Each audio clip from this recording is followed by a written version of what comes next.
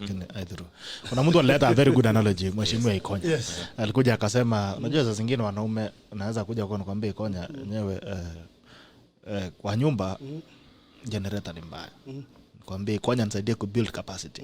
Badala mtume kwa Masai unaambia kuna Masai anakuanga na miti shamba hapo, unakuja kusema let me manage the bedroom affairs. So that's what happened in Nairobi County. The person was supposed to build the capacity has taken over the bedroom. Anyway, it's a state of affairs. So Ben has mentioned mambo ya BBI. Are you ready? There's quite a lot happening. Na mimi nisema mambo ya BBI. One, the stage is being set for BBI, and I'm sure probably the president will mention something today. But mimi nikuambia from the onset, mambo ya BBI, I disagree with that report. I may not have seen the report, but imekuwa preempted na politicians. That we can tell. But again, I can tell you, we do not expect something that is far off from what we had in Bomas. It's more or less the same document. Jana, we saw something very interesting. Watu sasa wameanza kukunya ngumi. We saw the likes of Akina Iguru and those women called what they Embrace, saying we now need to, if we are going to support the BBI, then it's no longer 30. It is now 50-50. Saying if the governor is a woman, then is a man, then it has to be the deputy has to be a woman. Kama speaker ni mwanaume, deputy speaker. So they say it clearly. If you're supporting this thing, it has to be 50-50. What am I telling you? Is that this thing is causing more division as to bringing people together. Hiyo idea ya handshake na hiyo idea ya BBI, to me, I quite disagree. Let me tell you a few things. One, mahali Kenya imefika, if we want to solve problems, I think the biggest problem we have now is we're in an economic crisis. We have had people who've lost their jobs. 1.7 million poteza kazi yao. We are now in the surge of a second wave. That's what we've been told, COVID-19. And yet we are now telling people we now need to go out there and campaign for second wave of COVID or second wave of money. That's very relative. To some is of COVID, but you see, we are being told it's there, and we've been told there are people like 38 or 39 people who are critically ill and in ICU na hizo mambo zote. But BBI, the question is BBI coming to cure the problems that Kenyans have? I will tell you no. You see, the carrot they want to dangle, and especially to the counties. They're telling us counties tutawaletea pesa mingi. You know, that doesn't need a document like BBI. They're telling us we are now going to give you a ward development fund. Ward development fund, the other day we saw it in the Senate. Sikaro Irungo Kakata alikuwa ameileta, mbona wakupitishia huko? Most of the things that are contained in that document, ideally, let me tell you something, it's just supposed to dangle carrot hapa na pale. The main thing is to tengeneze viti za watu fulani pale juu. And where we are today, the conversation we should be having, that money that we intend to use with BBI is the money that we should now be cautioning the economy with. Sasa watu Nairobi hii na umeambiwa hapa, watu wamepoteza kazi. Hii sahi watu kukula ni shida. And then unawaambia unawaletea BBI ati uwaunganishe nini? Exactly. Amesema mtapendana zaidi na BBI. Tupendane namna gani? You know, it has caused us more division. Let me tell you mtapendana zaidi. We elected a government that we believed in, that had a set of... And let me take you a little bit back. The reason why we have campaigns is so that every candidate, kama ni wa president, unakuja na manifesto yako, na agenda zako, na unaambia watu, this is exactly what I want to do for Kenyans. This is what I want to do, 1, 2, 3, 4 things. And walikuja wote. Raila Amolo Odinga in this coalition came, Jubilee came, wakapatia Kenya's manifesto. Finally, watu wa Kenya wakasema, we want Jubilee.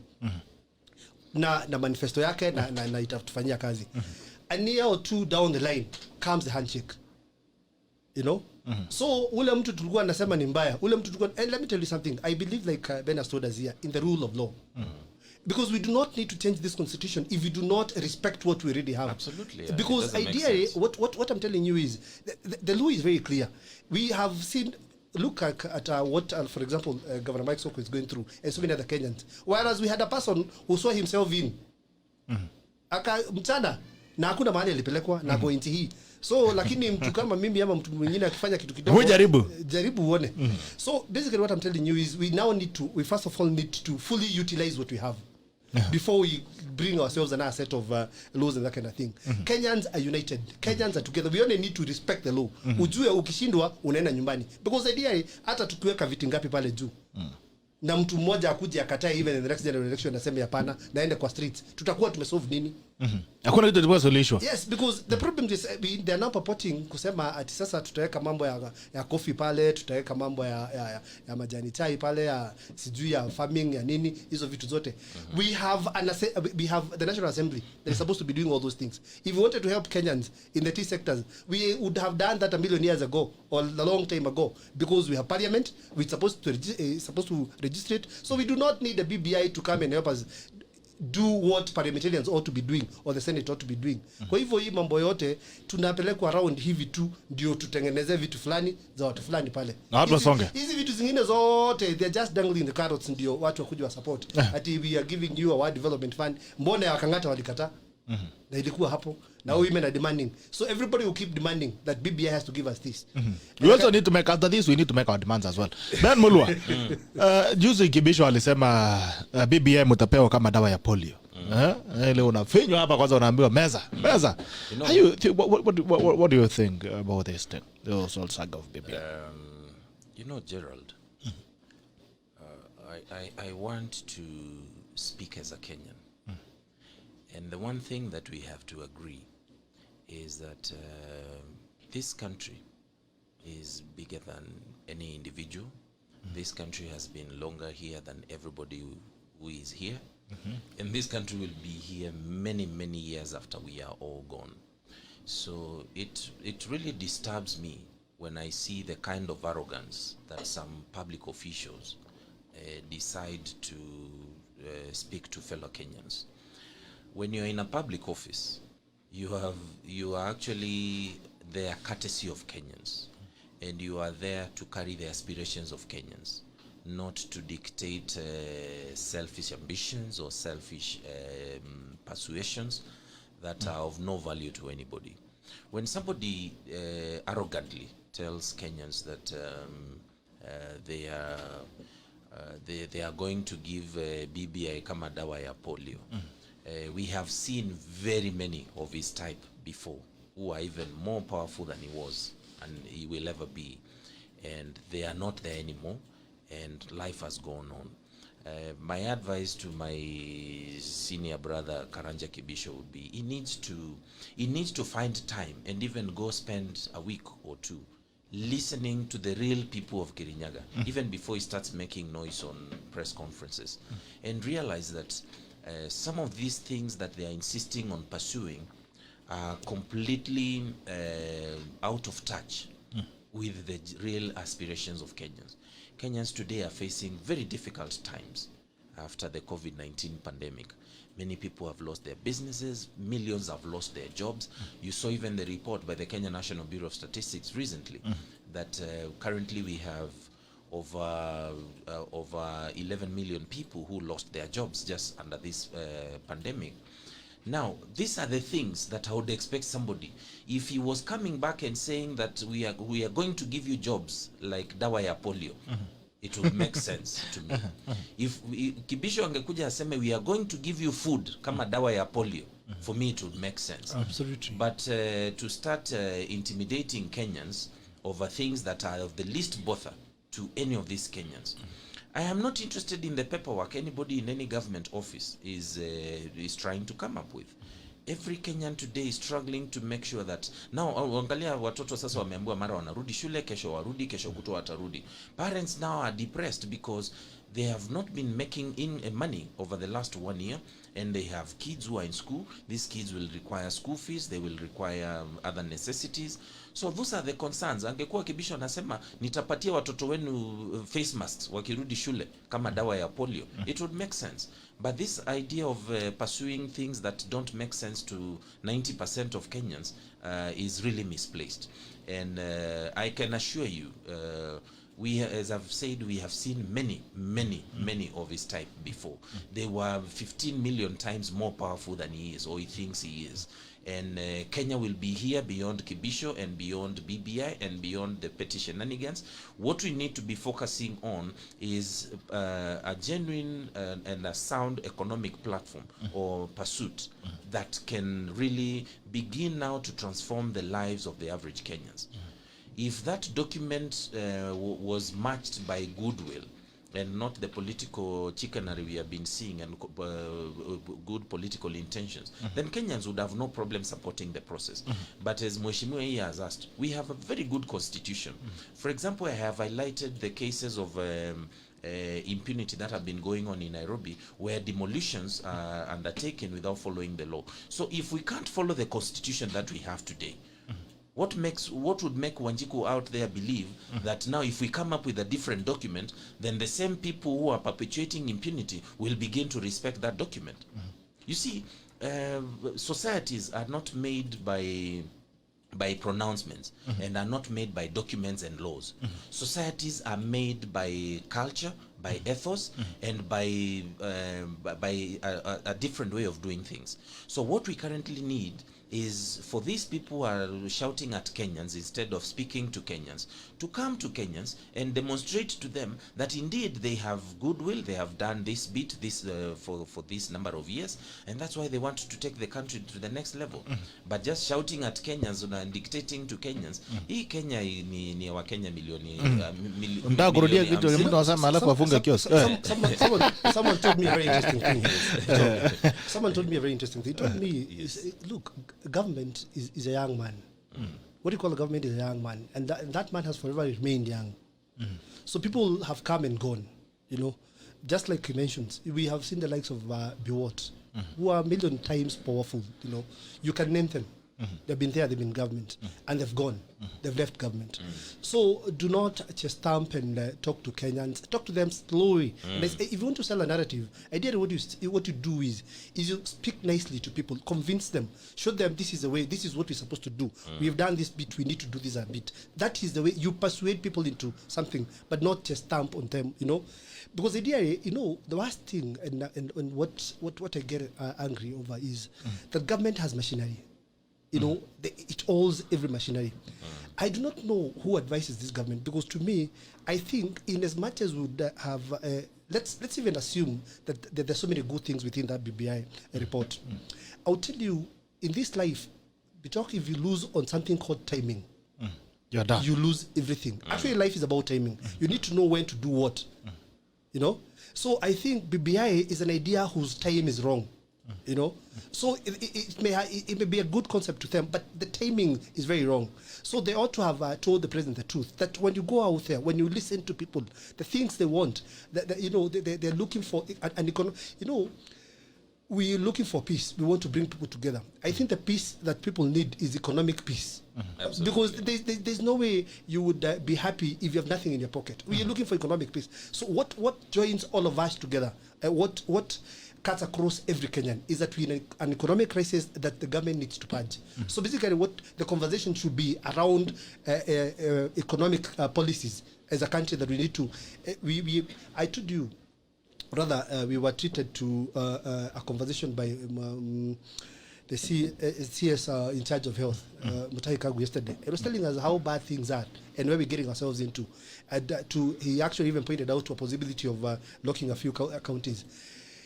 So that tells you that this country is going to plunge deeper in an economic crisis. I read in the paper the other day that this country is now where we were in 1972 in terms of economically where we are. We're in a big hole. You know, we've borrowed money. You know, so we're struggling.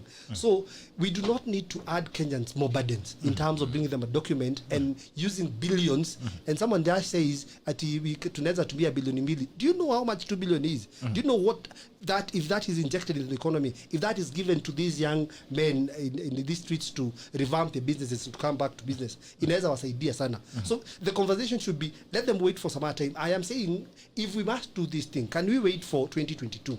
Can those questions be set so that if when you go to vote, then we vote alongside those questions that they want us to answer? But the timing is totally wrong.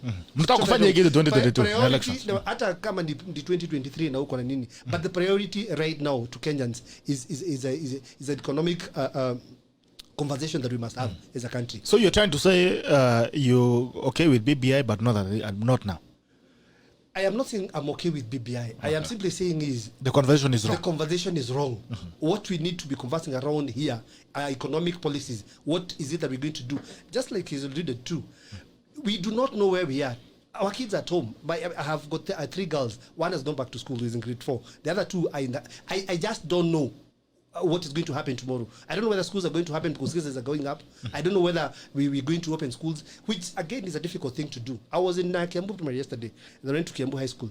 KIAMBU Primary has got over 300 grade 4 students and about over 400 class 8 students. They have occupied the entire school out of social distancing. Actually, the entire schools, if the other populace of the school comes back, the other classes, they need 72 more classes. 72. Wow. 72 more classes. Infrastructure. There was a deadline of today of government supplying desks to all primary schools in the country. They are saying they're not able to. Give us 2 more weeks. So we are not ready as a country to roll out that infrastructure. So where are we? You see, so that's basically that's what I'm telling you. The conversation we need to be having sahi, we talk, ni mambo ya pesa. Vile tutaweka pesa kwa mifuko ya Wakenya. Hapo tutaanza kuongea. Lakini mambo ya kutuambia to expand hapa sijui tufanye nini. And let me tell you something. You know, we're being lied to. You know, when you're told that we will get, for example, a narrative I've had people peddle, ati tutachukua cabinet secretaries from bunge, hataongezewa mshahara, watakuwa kilipo ile.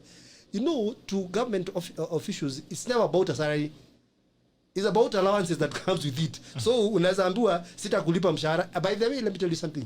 There are so many government people today, if you tell them we are now going to do away with your salary, watasema haina shida. They do not even know ilikuja banks kugani. The allowances that comes around that office, the traveling allowance, the nini hizo allowance zote, mpaka za China nini, are way much more than the salary. Absolutely. So they don't care whether you're going to carry the stop their salaries or not. So what we Kenyans will be is a carrot that is being dangled to us so that tukubali hapa sijui tunaambua MCAs wa kubali juu watapatiwa World Development Fund, watajaribu what will happen to our women if we are not able to, the parliament was not able to pass the 2/3 gender rule.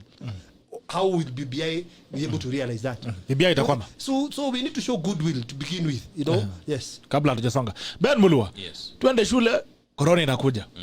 They are telling us your children are safe to go back to school, but now we are expecting a second wave of coronavirus and we might lock down the country. Where is the common sense in administration? One of the major challenges that we have as a country is that we have people in government who spend too much time talking rather than doing anything. COVID-19 has been with us here since March.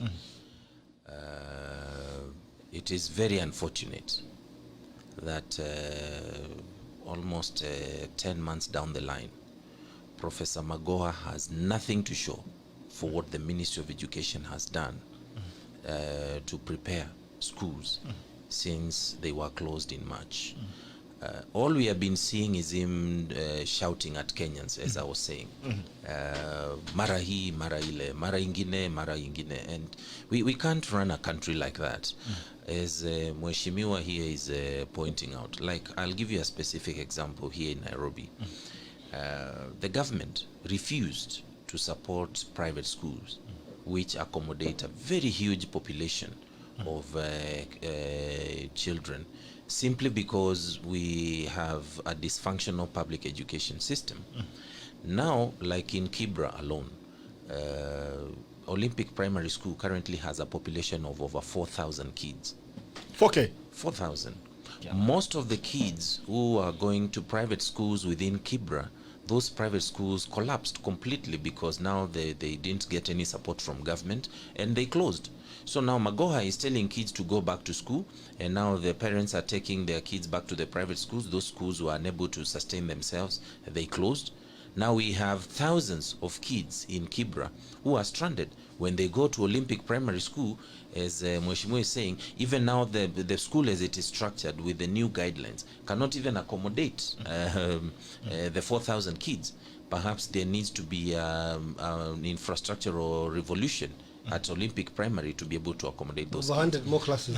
Maybe 100 new classes, which the ministry has done nothing for the last 8-9 months to address. So what we are staring here is innocent Kenyans being punished by incompetence and disorganization in critical government departments. Because by this time, I mean a whole year, because basically it is a whole year. This is a whole academic year that has gone to waste. If the ministry had embarked on focusing on the actual task rather than the sideshows, then we would be very far away as we speak today.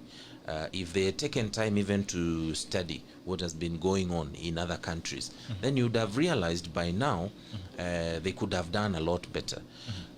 We have a case whereby billions of shillings have been borrowed by this government in the last few months in the name of mitigating the impact of COVID-19. Part of that mitigation should have gone either to infrastructural development and enhancing the capacity of these schools to be able to accommodate our children. So what we have here is now innocent Kenyans are being punished by the people who are supposed to be providing them with solutions. The same government that is telling you to take your kids back to school is the same government that is telling you that there is a bad wave, a second wave of COVID-19, which is coming. So as a sensible parent, what are you going to do? Will you allow your child to go to school? Yet the same government is showing you that the numbers are going up again and that there is a possibility of your child catching the disease and even dying in school. You will not risk the life of your child because of disorganization in government. So what needs to be addressed very urgently, and it is not these funny things they are talking about, whether it is BBI or whatever it is. What needs to be addressed urgently is the incompetence that we are being treated to from critical government departments that are putting millions of lives of Kenyans on the line. Let people do their work. Let people quit the cheap politics, because we have continued to see a lot of back and forth between the ministry and the teachers and the union and all these things. And all these things are not adding any value to the 8-year-old kids or the 9-year-old kids who are in grade 4. These kids just want to be sure that if they are going back to school, they are safe, and the parents just want that assurance. There are sufficient resources that were mobilized. If you look at the rate of borrowing that this country has done since April this year, those billions of shillings, and we are talking about desks that have not been delivered yet at a cost of about, was it 1.9 billion shillings? 1.9 billion. Yeah, 1.9 billion shillings. Yet over the same period, we have borrowed in excess of 300 billion shillings. So the question is, where is this money going? Because the average mama mboga has not received a boost to buy a new supply of cabbage from Kinangop. Mtu wa maziwa hajanipata stock ya kuongeza ng'ombe ama kupeleka ng'ombe kwa dawa. Matatu hawajapata any support. There's no trickle down effect. Yeah, so we need to quit these large conversations that are happening, especially within people who are not in touch with the reality. And wazungumze na mwananchi wa kawaida. Like today, when you're telling people about huduma number and all those things, yet as a parent, I'm worried if I return my kid to school today, tuseme is a candidate ako form 4, nitatoa school fees wapi, nitatoa hiyo pesa ingine inahitajika ya vitu zingine shuleni wapi? You know, those are the conversations that Kenyans expect to that they want to have. Yeah, no, not hii mambo ingine mingi haisaidia. Sinema. Ni masinemare. I saw in the nation that this week. Yes. You know, we were, I don't know, Kenya. You know, we were told we're going to give you a tax holiday and we're going to give you an interest holiday. And people went to their banks. Were told, go back to your banks, talk to them, because now COVID has come. Allow them to give. They'll give you time. You know, so they'll give you a holiday for like about 6 months or thereabout. Then you will get back to paying your loan.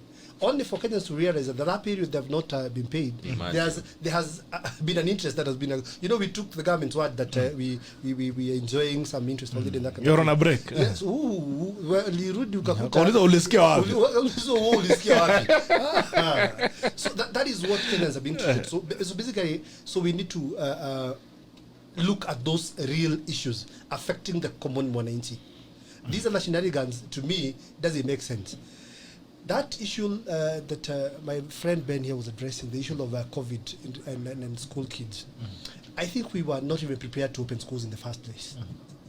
Because, let me ask, I want to ask ourselves, we have had conferences where governors have come on board with the president, wakiulizana kama wako tayari. What has the national government done to help counties mitigate? What are the counties doing?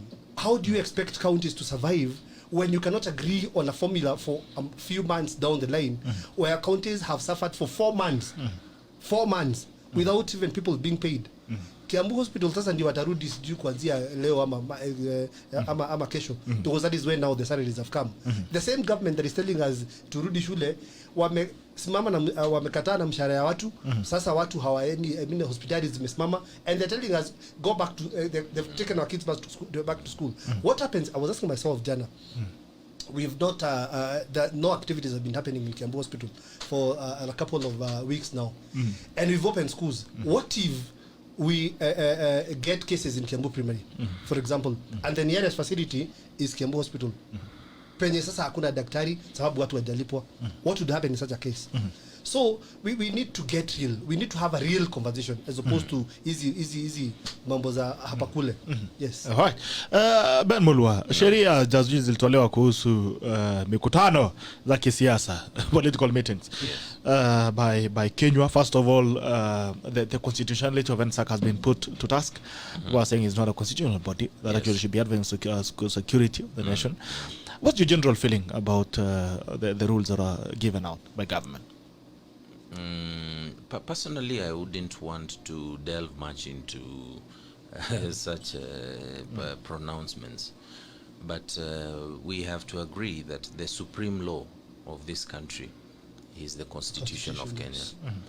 And the Constitution of Kenya grants very elaborate rights and freedoms to Kenyans.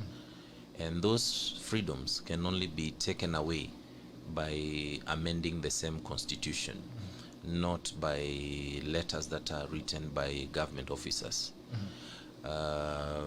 One major problem that we have is for many years we have had cases of the selective application of the law, and that is actually what Mweshimo was pointing out here. Whereby I'll give you even a closer home example. Like there has been this farce or a facade called the war on corruption in this country.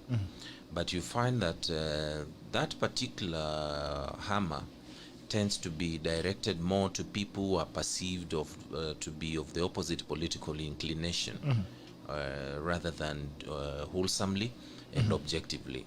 And what we end up with is very skewed ways of doing things. It is counterproductive for somebody to say that political meetings have been banned or have been suspended in this particular manner, and then the following day you see somebody from their own inner circle or inner sanctum hosting a political delegation. It speaks of dishonesty, which I think is very unfortunate when it comes from government. As I said earlier, power is extremely transient. Even before we had very powerful fellas in that particular office serving as a head of civil service, even from people like Akina Nyachai, and you can visit them today and they can give you wisdom. So let people stop getting excited, especially when the president's term is only at its sunset. He has less than 2 years actually to vacate office. My proposal would be people need to trade very carefully. You see, Kenyans have been aggrieved, especially by these kinds of intimidation from government for a very long time. And naturally or psychologically, it reaches a point whereby societies rise up against any forms of tyranny. And especially when their fundamental rights are aggrieved or are being deprived arbitrarily. And that's why I would suggest that these people need to be very careful in terms of the kinds of things they're saying. In my view, their desks should be very full with very important things, like how they are going to help Kenyans survive this pandemic, and how they are going to turn around an economy that has been completely battered. The economy was already in very bad shape before COVID-19, and COVID-19 came in like the last nail into the coffin. In my thinking, those are the things that should be bothering these people. And believe you me, if they were doing the right things, then they will not be worried about who is meeting who where. Because you see, performance is you cannot hide performance under the table. You cannot, if you are shining a bright light, even if you cover it with a blanket, somebody will be able to see still. There's a beam somewhere. There's a beam that is coming up. So these people should stop covering their incompetence and their ineptitude with pronouncements or with the strategies to intimidate Kenyans. I watched a video of a shushu that went viral. I don't know where that shushu was captured. From Nakuru. And yes, from Nakuru. And this shushu actually spoke until I was shocked. And one thing that she said that these people who are coming up with all this manner of things should pay attention to. Alisema kwamba hakuna wajinga tena Kenya. So Kenyans, there is a shortage of fools in this country. Until you get to the ballot, you will find a lot of them.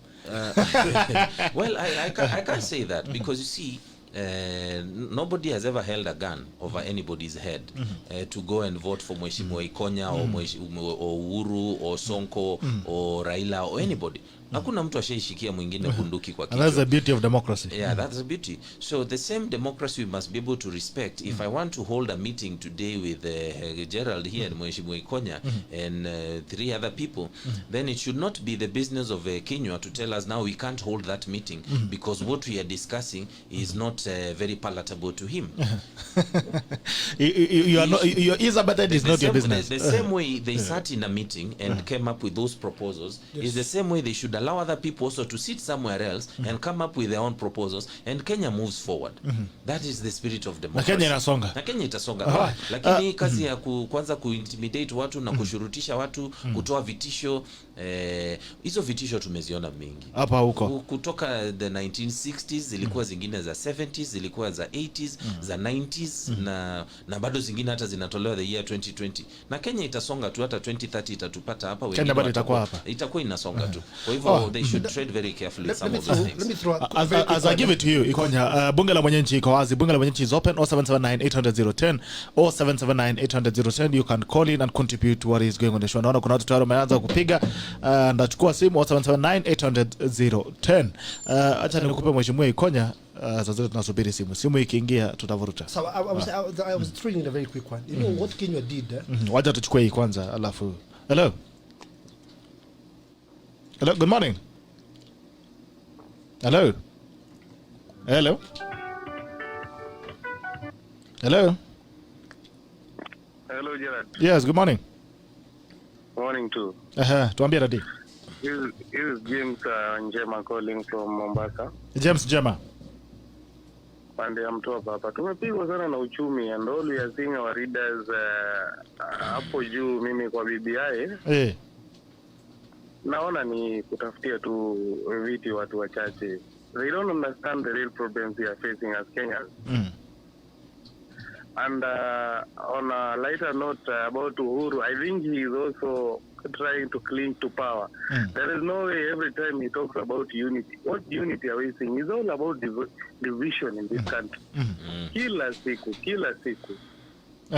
They should let the Hustler movement hold their meeting. This is the only way we are going to end tribalism. Yesterday I was talking to a friend from a different tribe, and we were saying this will be the end of tribalism. Hustler movement versus dynasty. Thank you very much. Asante sana ndugu yangu. Anapiga brief to the point. Thank you so much, Jema. You say something. What Kenya did in this group, they only sat and read the Public Code Act, Section 5 of Public Code Act. There is nothing much they did. And I must tell you that we've had the Public Code Act for some time now.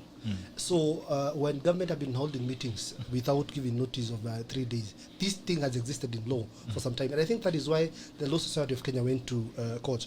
Because as my brother here alluded to, is that what is supreme is the Constitution. And we have a set of a bill of, in the Bill of Rights.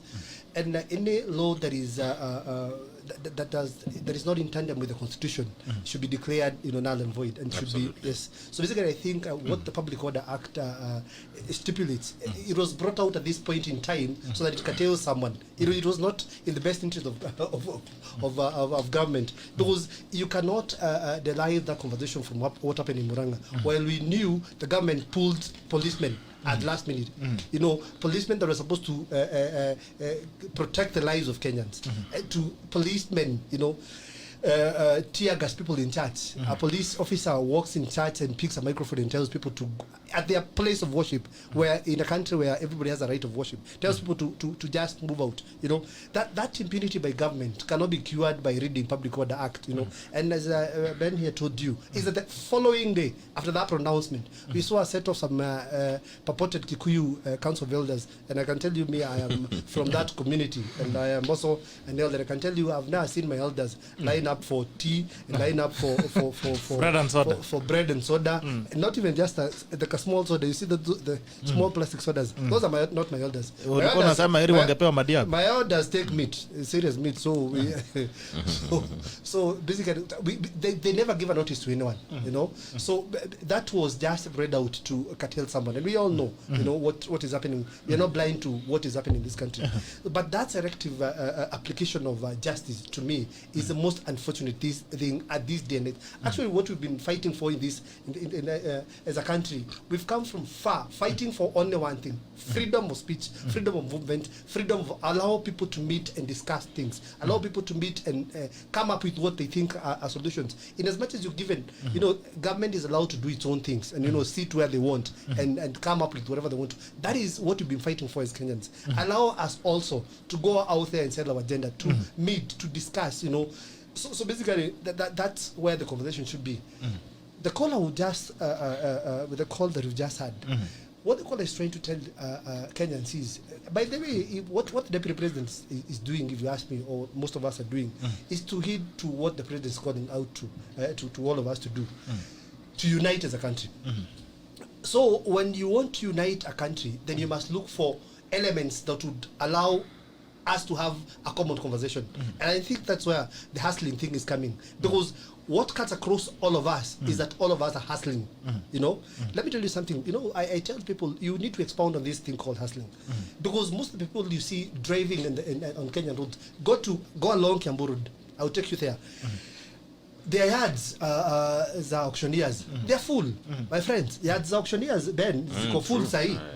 Why? Because those people we purport are doing well. Kenyans, hizi gari unaona Nairobi, over 80% hizi gari unaona Nairobi ni za kukopwa, watu wanalipa loan, biashara ndio hiyo imeisha. So they are also hustlers as much as they're driving. So the conversation we're having as a country ni what should join us as a country and what should unite us is when we develop economic policies that are going to cushion us as a people. That is the only way you can unite this country. All right. Good morning. Hello, good morning, Gerald. Good morning to you, sir. This is Sami Meli. Yes, Sami Meli. Yes, habari ya mahasla in the house. Salimika. Yes, what I'm enjoying all the discussions that are going on in the house, and I wish to concur with the first caller. Yes. That this country, the way we are being driven, we are going back to the old constitution. Why can't they just put aside the 2010 constitution and go back to the Moi constitution? Absolutely. Because right now, we have worked so hard to go back to the Moi constitution. Now, sasa wao wenye wanaharibu katiba hivi, how will they feel when it becomes now Ruto implementing what themselves have put in the constitution? Because now we will also have to use that Public Order Act to deal with them also. The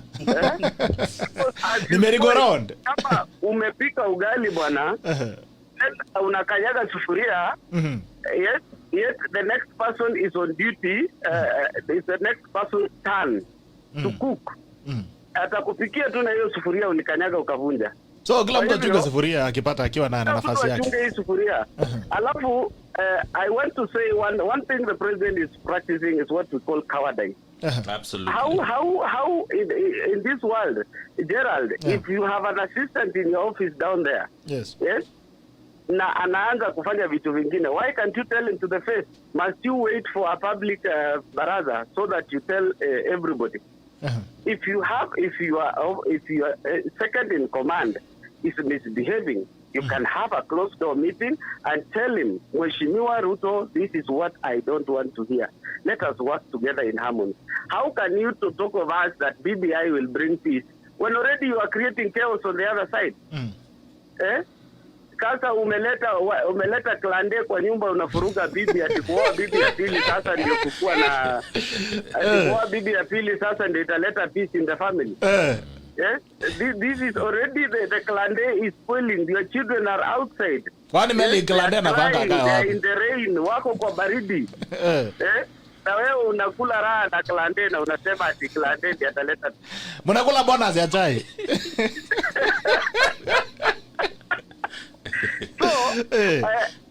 So, when alisema this country is in a pilot mode, free pilot, autopilot, yes. Yes, I know. Tuko kabisa kwa autopilot. Sasa kama unaweza kushika ati unataka kushika MP, sasa Osoro amefanya nini? Can Osoro be a threat to national security really? I thought I knew the things that are threats to the national security. Number one is the president himself. Number two is the deputy president. Number three is the leader of opposition. Then number four is Al-Shabaab. Hao wengine wenye unataka kusema ati they are threat to national security. Yes? At the same time, the National Security Council comes out to tell us nonsense.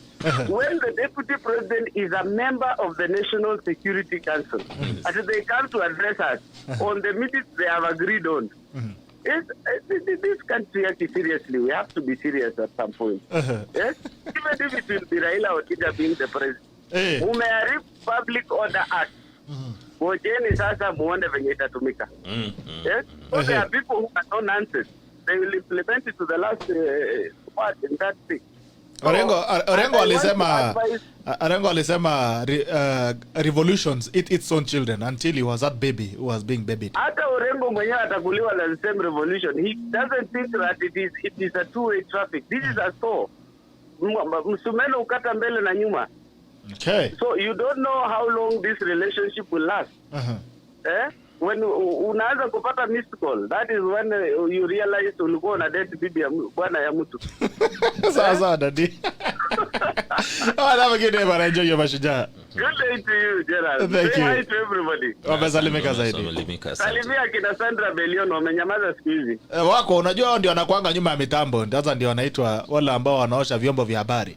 Ndio maana waoni sana. Sijamuona leo. Nani? Ayala alikimbia mashinani kidogo, alienda kuangalia mashujaa wa wale Pestan. Atakujeko tu alienda kidogo kuona wase. Najera hata wewe wacha kuleta vigogo peke yao. Even these young aspirants, leteni hao waongee. Gawa sasa ni wama nimewaleta hao ndio vigogo wangu wadogo. Sawa. Naona majamaa wangu wako hapa. Asante. Asante sana. Thank you bro. Karibu.